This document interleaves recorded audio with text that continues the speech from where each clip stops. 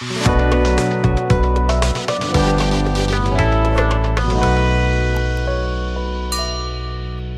देखना है हम लोग को एसिड का टाइप्स। देखो एसिड को डिफरेंट बेसिस के आधार पे डिफरेंट टाइप्स में डिवाइड किया गया है। जैसे अगर फर्स्ट में हम लोग देखें कि on the basis of presence of oxygen, oxygen element के प्रेजेंस के हिसाब से एसिड दो टाइप का है।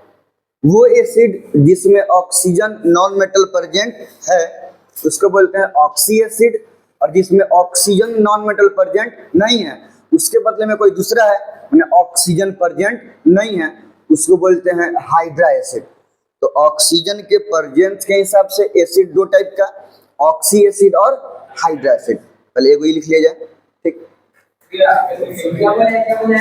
ऑक्सी एसिड और हाइड्रा एसिड।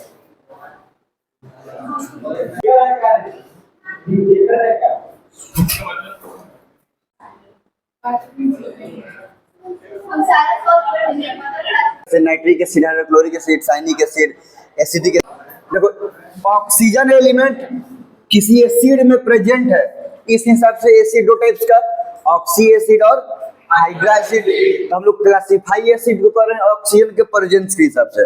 अगला बार में क्राइटेरिया बदल जाएगा। तो oxy acid having oxygen non metal in its molecular formula. अगर किसी एसिड के मोलिक्यूलर फार्मूला में एक या ज्यादा ऑक्सीजन प्रेजेंट है उस एसिड को बोलेंगे हम लोग, यहाँ पे तो सल्फ्यूरिक एसिड में ऑक्सीजन है कि नहीं है, चार चार एटम है, यहाँ पर भी ऑक्सीजन है कि नहीं है, यहाँ पर भी ऑक्सीजन है। तो ये सब एसिड के मोलिक्यूलर फार्मूला में ऑक्सीजन प्रेजेंट है, ये सब एसिड कैसा हो गया, ऑक्सी एसिड। और ये सब एसिड में कहीं से ऑक्सीजन दिखाई दे रहा है कि नहीं दिखाई दे रहा है, ऑक्सीजन के जगह पर दूसरा नॉन मेटल है, तो ये एसिड को बोलेंगे हम लोग hydra acid, hydrochloric acid, hydrocyanic acid. अब दूसरा क्राइटेरिया हम लोग देखा जाए कि एसिड सॉल्यूशन में कितना प्रोपोर्शन में एसिड प्रेजेंट है।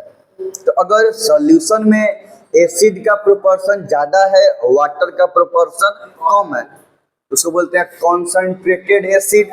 और उल्टा अगर सॉल्यूशन में एसिड है कम और वाटर का प्रोपोर्शन है ज्यादा, इसको बोलेंगे हम लोग डाइल्यूट एसिड। जैसे मान लो 1 लीटर बोल रहे कि 1 लीटर एसिड है, 1 लीटर क्या है, अब 1 लीटर मतलब कितना मिलीलीटर, 1000, बोलो 1 लीटर में 1000 मिलीलीटर होता है ना।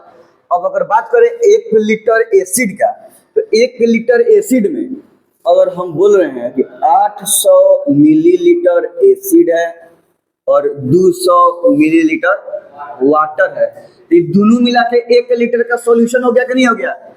और ये 1 लीटर के इस एसिड सॉल्यूशन में एसिड ज्यादा है वाटर कम है, तो ये एसिड कैसा होगा, कॉन्सेंट्रेटेड एसिड। और अगर उल्टा बोले हम बोले कि अगर 700 मिलीलीटर वाटर है और 300 मिलीलीटर एसिड है, कौन एसिड है, तो ये भी 1 लीटर, दोनों मिलके 1000 बना रहा है कि नहीं बना रहा है। तो ये भी 1 लीटर एसिड सॉल्यूशन हुआ जिसमें ज्यादा मात्रा में वाटर है, कम मात्रा में एसिड है। ये एसिड को क्या बोलेंगे, डाइल्यूट। अब जहां तक मोलिक्यूलर फार्मूला की बात करें तो किसी एसिड के कॉन्सेंट्रेटेड एसिड का भी मोलिक्यूलर फार्मूला वही होगा और उसी एसिड के डाइल्यूट का भी मोलिक्यूलर फार्मूला यही होगा। कॉन्सेंट्रेशन के हिसाब से ज्यादा है या कम है, प्रोपोर्शन ज्यादा है या कम है, तो कॉन्सेंट्रेशन के हिसाब से एसिड का मोलिक्यूलर फार्मूला में चेंजिंग नहीं होता है। अगर कॉन्सेंट्रेटेड सल्फ्यूरिक एसिड का कॉन्सेंट्रेटेड H2SO4 है तो डाइल्यूट सल्फ्यूरिक एसिड का भी मोलिक्यूलर फार्मूला H2SO4 ही होगा, कोई दूसरा नहीं होगा। यहाँ तो कोई दिक्कत नहीं है ना। तो अब हम लोग क्या पढ़ेंगे लोग, एसिड कॉन्सेंट्रेशन के हिसाब से, मतलब अपने सॉल्यूशन में कितना प्रोपोर्शन में प्रेजेंट है।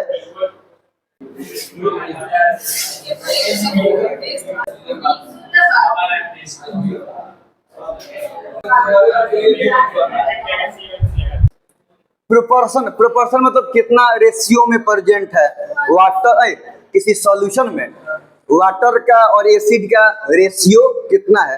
तो ये प्रोपोर्शन के आधार पे एसिड दो टाइप्स का, कॉन्सेंट्रेटेड और dilute acid. Concentrated solution in which proportion of acid is more than the water, water से प्रोपोर्शन क्या हो कि वाटर से अमाउंट ज्यादा हो, वैसा सॉल्यूशन जिसमें पानी से एसिड का अमाउंट ज्यादा हो, तो एसिड ज्यादा है ना, उसको बोलेंगे हम लोग कॉन्सेंट्रेटेड एसिड। नॉर्मली हम लोग कॉन्क लिख देते हैं, मतलब कॉन्सेंट्रेटेड का शॉर्ट फॉर्म, तो यहाँ से समझ में आता है। अब मतलब वैसे ये कोई मैंडेटरी नहीं है, लेकिन अब बात यह है कि एसिड कॉन्सेंट्रेटेड, कहीं कहीं हम लोग रिएक्शन में कॉन्सेंट्रेटेड एसिड यूज करते हैं और कहीं कहीं यूज के लिए डाइल्यूट एसिड लिया जाता है।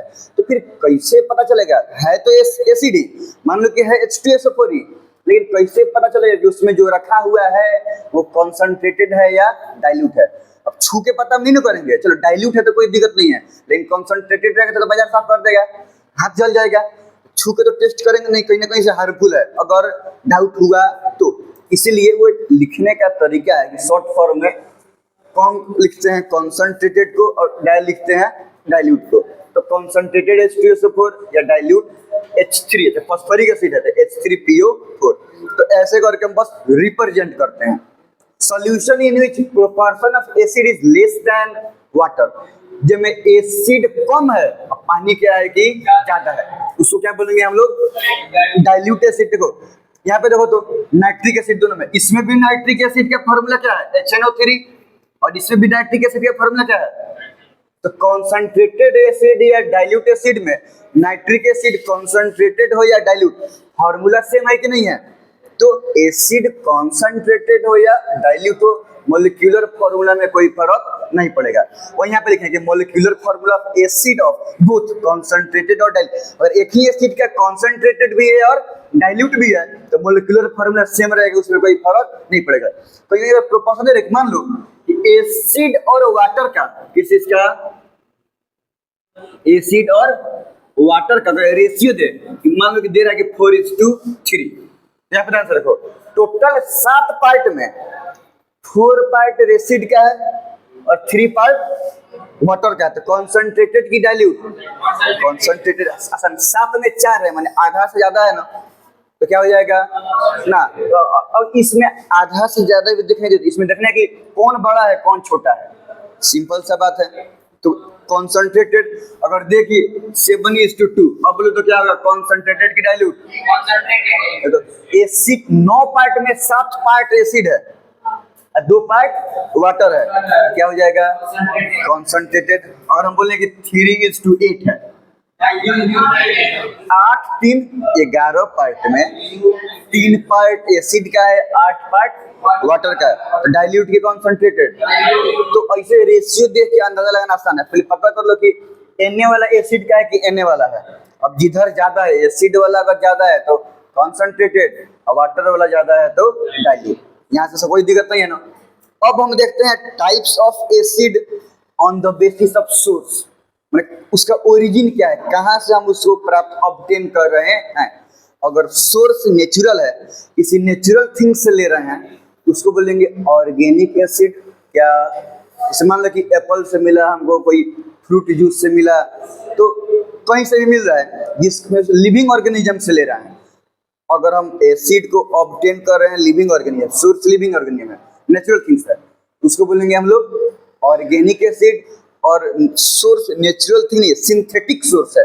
सोर्स सिंथेटिक है, मतलब लेबोरेटरी में उसको सिंथेसाइज कर रहे हैं, प्रिपेयर कर रहे हैं, अपने से बना रहे हैं उसको बोलते हैं हम लोग inorganic acid.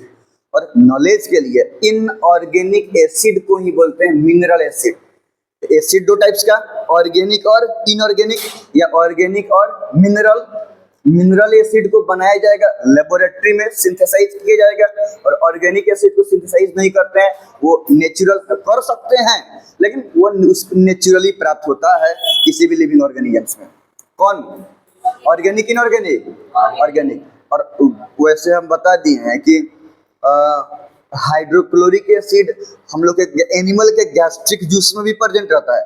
Hydrochloric acid digestion में हम लोग पढ़ेंगे लोग कि हाइड्रोक्लोरिक एसिड का यूज कुछ एंजाइम्स को एक्टिवेट करने का है और किल करने का है, जर्म्स वगैरह को।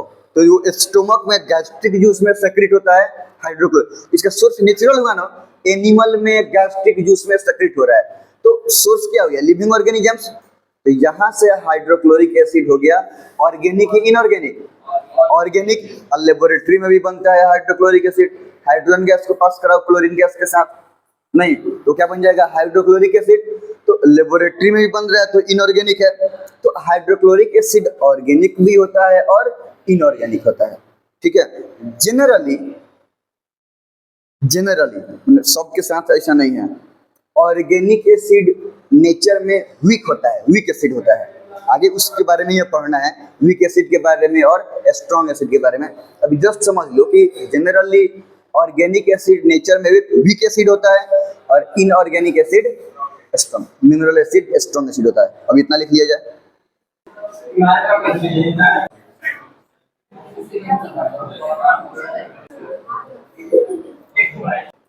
सोर्स के हिसाब से दो टाइप का एसिड, ऑर्गेनिक एसिड और इनऑर्गेनिक।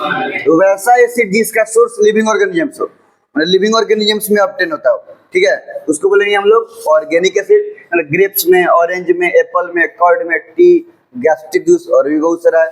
तो वहां सबसे जो जो एसिड निकलेगा उसको बोलेंगे हम लोग ऑर्गेनिक, इनऑर्गेनिक, ऑर्गेनिक एसिड। और वो एसिड जिसको लेबोरेटरी में सिंथेसाइज किया जाएगा उसको बोलते हैं हम लोग इनऑर्गेनिक एसिड। और इनऑर्गेनिक एसिड को मिनरल एसिड भी बोला जाता है। Hydrochloric acid, sulphuric acid, phosphoric acid, nitric acid, ये सब हो जाएगा। जनरली वैसे हम लोग पढ़ेंगे लोग स्ट्रॉन्ग के बारे में और वीक एसिड के बारे में। ऑर्गेनिक एसिड जनरली कैसा होता है, वीक, और इनऑर्गेनिक एसिड जनरली स्ट्रॉन्ग होता है।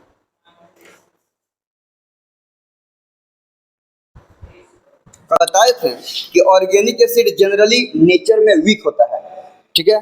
उसके बाद आ गया इनऑर्गेनिक एसिड, वैसा एसिड जो केमिकली लेबोरेटरी में प्रिपेयर किया जाता है, नहीं इसको सिंथेसाइज किया जाएगा लैब में, उसको बोलेंगे हम लोग इनऑर्गेनिक एसिड, जो कि होता है स्ट्रॉन्ग।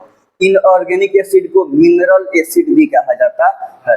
ऑब्जेक्टिव में आता है कि इनऑर्गेनिक एसिड को क्या बोला जाता है, मिनरल एसिड।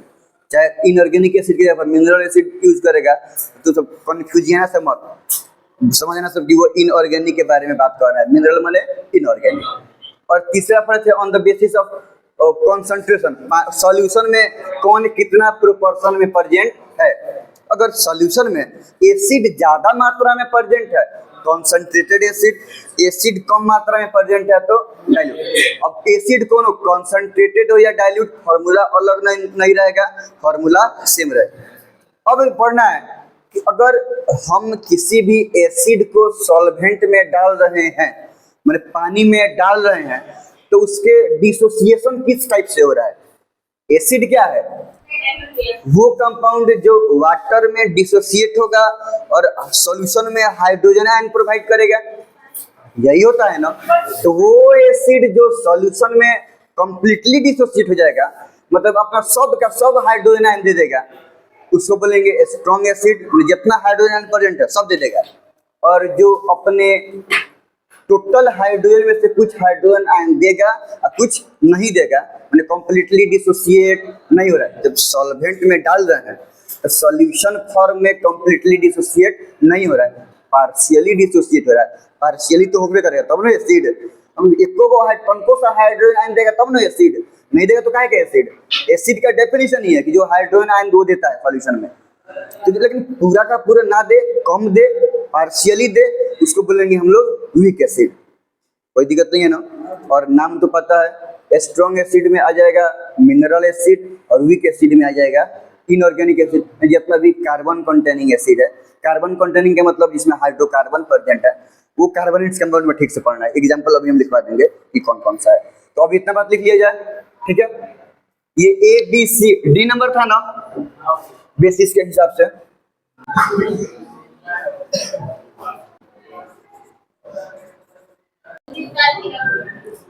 चलो, on the basis of dissociation of acid in solution, solution में हम डिसोसिएट कर रहे हैं, एसिड को डाल रहे हैं, पढ़ेंगे लोग डाइल्यूशन के बारे में। Strong acid, the acid which dissociates completely to give all of its hydrogen ion called strong acid। जो सब का सब, अब इसे मान लो एगो हाइड्रोजन आयन है, जब मोल एसिड डालेंगे सब का सब में से हाइड्रोजन आयन निकल जाएगा, एक भी बचेगा नहीं, इसका भी सब निकल जाएगा और इसका भी सब निकल जाएगा। तो जब हम डालते हैं सॉल्वेंट में तो वो सारा का सारा हाइड्रोजन आयन को डिसोसिएट कर देगा। तो ये सब एसिड कौन सा एसिड हो गया? Strong acid. और वीक एसिड मतलब generally inorganic acid strong acid होता है। वीक एसिड की बात करेंगे हम लोग, तो वैसा एसिड जो सब सॉल्यूशन में डिसोसिएट करने पे जब डाले हम एसिड को सब हाइड्रोजन आयन नहीं दे। अब तुम लोग याद है ना, ये वाला रिप्लेसेबल हाइड्रोजन है, ये वाला रिप्लेसेबल हाइड्रोजन नहीं है। ये हाइड्रोजन आयन तो चला जाएगा, लेकिन ये हाइड्रोजन आयन नहीं जाएगा। तो कुछ हाइड्रोजन आयन जाए और कुछ नहीं जाए, उसको बोलेंगे हम लोग वीक एसिड। तो इसीलिए जनरली ऑर्गेनिक एसिड जो होता है वो कैसा होता है? वीक एसिड ना। कार्बोनिक एसिड हो गया, ये क्या नाम है, एसिटिक एसिड, फॉर्मिक एसिड, ये सब एसिड हो गया वीक एसिड। ऑक्जेलिक एसिड टमाटर में मिलता है, टोमेटो में। इनऑर्गेनिक एसिड है, सॉरी ऑर्गेनिक एसिड है, तो ये सब वीक एसिड हो गया। जो लैब में बनेगा वो सब हो गया स्ट्रॉन्ग एसिड। नाइट्रिक एसिड छूने पे स्ट्रॉन्ग एसिड बहुत ही ज्यादा बर्न कर सकता है, डैमेज कर देगा हमारे हाथ को। इसलिए अगर स्ट्रॉन्ग एसिड के साथ हम कोई केमिकल एक्सपेरिमेंट कर रहे हैं तो बहुत ही हम लोग को अवेयर रहना पड़ेगा। समझ में आ रहा है? एक बूंद भी गिरेगा तो उतना दूर जरूर जल जाएगा, तो गड़बड़ हो सकता है। तो बहुत ही आहिस्ता से काम करना पड़ेगा। वीक एसिड में कोई दिक्कत नहीं है, लेके चाट लेगा सबका कोई दिक्कत नहीं है, खट्टा लगेगा, ठीक है। तो ये हो गया कौन एसिड? Weak acid. अब बात समझो प्रिपरेशन ऑफ एसिड। एसिड को कैसे प्रिपेयर किया जाता है, मतलब इतना तो समझ में आ रहा है कि अगर हम एसिड के प्रिपरेशन की बात कर रहे हैं, यानी एसिड के सिंथेटिक प्रोसेस की बात कर रहे हैं कि किस प्रोसेस से एसिड को सिंथेसाइज किया जाता है, समझ में आ रहा है? एक हम लोग पढ़ेंगे लोग सल्फ्यूरिक एसिड क्या, हाइड्रोक्लोरिक एसिड क्या है, प्रिपेयर किसको किया जाएगा? तुम सब कॉमन सेंस से बताओ, सब ऑर्गेनिक एसिड को कि इनऑर्गेनिक एसिड को? इतना समझ में आ रहा है ना? तो जनरली कार्बोनिक एसिड हो गया, चाहे हाइड्रोक्लोरिक एसिड हो गया, सल्फ्यूरिक एसिड हो गया, ये सब के प्रिपरेशन के बारे में हम देख लेते हैं कि कौन सा एसिड को कैसे प्रिपेयर किया जाता है।